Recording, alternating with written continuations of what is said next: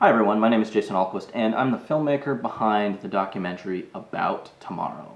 It's a documentary about the intersection of science fiction and culture and politics in our modern world. I'll be telling you a lot more about that later. As a matter of fact, that's what this series of videos is all about, is sort of my documenting the development process for that, which has been ongoing, but at this point I think it would be helpful for me to share a lot of that process with you. Anyways, this video in particular I'm making just because I wanted to introduce myself. Some of you already know me, but a lot of you don't really know me, and maybe it's helpful for you to kind of know more about me and where I'm coming from while I share this process with you. So, how to describe myself? I think of myself in three ways in particular. First and foremost, I'm a graphic designer and an artist. I've been a graphic designer since I was 17 years old, and I've been passionate and involved about art for my entire life. It's just a thing that was a natural fit with me since before I can even remember, to be honest with you.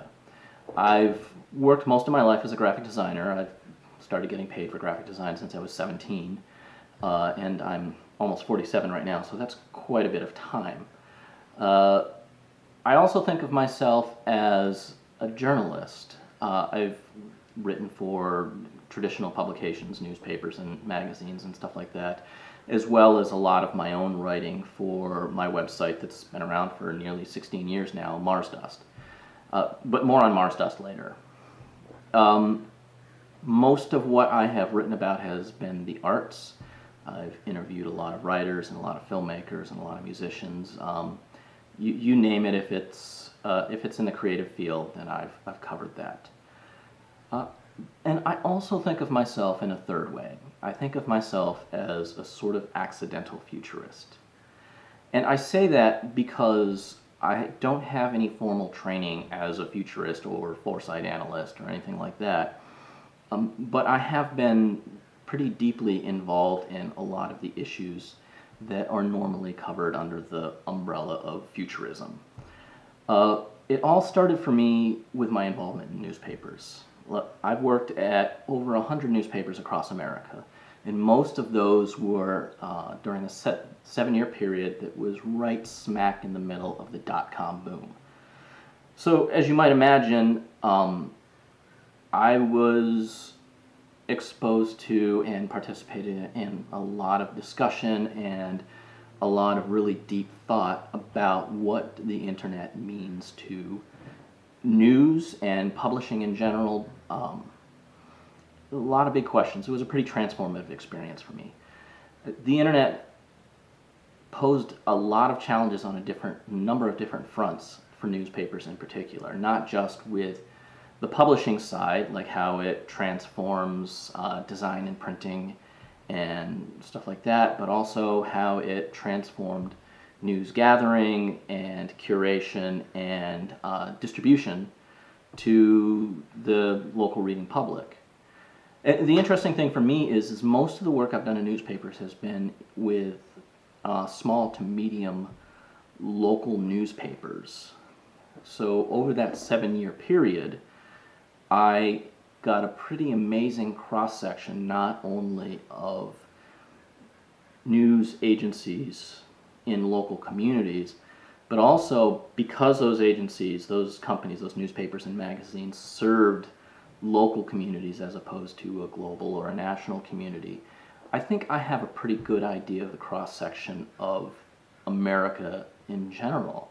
I've been to newspapers in big cities. I've been to newspapers in little towns in the Midwest.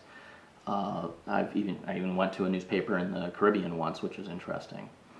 But they were very interesting and challenging times, and I don't think it's any secret that they were very transformative times for not just news, but all of the things that news talked about and all of the things that news served.